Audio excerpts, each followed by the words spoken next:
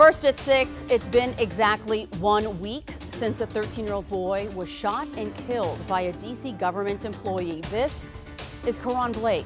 Investigators say that man saw Blake allegedly breaking into cars on the block, walked out of his Brookland home to confront the boy, and then shot him multiple times. That man who pulled the trigger is on administrative leave tonight. When we last checked, he has not yet been charged.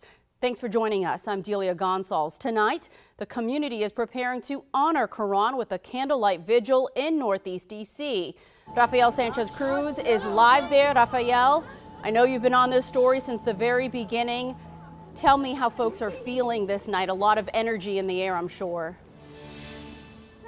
Yeah, Delia, emotions are still very raw. As you mentioned, it's been a week and a week without answers for the loved ones of Karon Blake, the 13-year-old that was shot and killed here in Northeast D.C. We're actually right outside of his home, and as you can see, they have projected "We Love You, Karon." Just about 30 minutes ago, they released black and blue balloons into the air, screaming "Justice for Karon" and saying "We love you." I'm going to have our photographer, Matt, show you how people are still lingering around and giving hugs. A lot of his classmates were here and were speaking about his positive disposition, how he was always here to make us laugh, and of course his love for fashion, how much they miss him at school. And you can see people are still lingering around. His classmates are gathering, taking photographs with his photos and hugging. We've seen them hugging and just crying out and really releasing these emotions. They're telling me that it's been a difficult week at school. A lot of those members from his middle school have been here in attendance, sharing stories about him. And somebody that was able to give some comment, we were of course waiting to see if family members would be able to speak, but they were telling me that his mother, London, was just so caught up with emotion that she decided to leave. But we're going to hear from Karon's grandmother, who spoke briefly.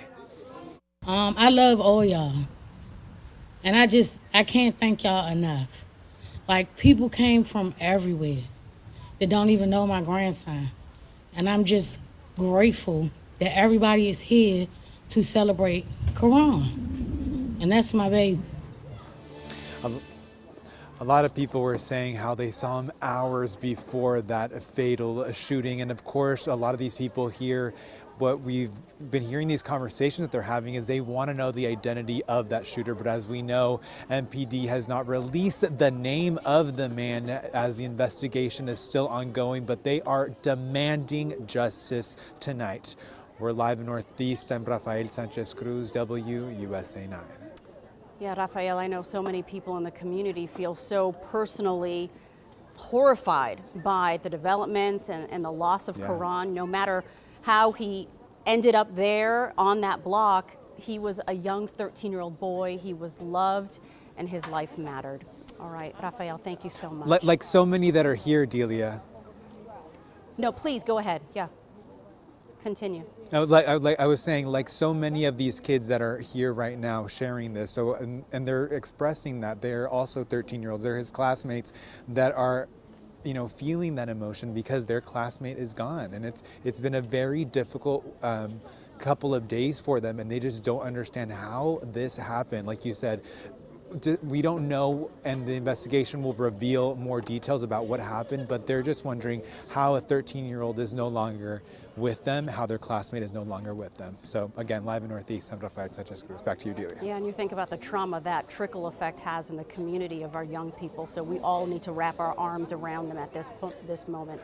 Thank you, Rafael.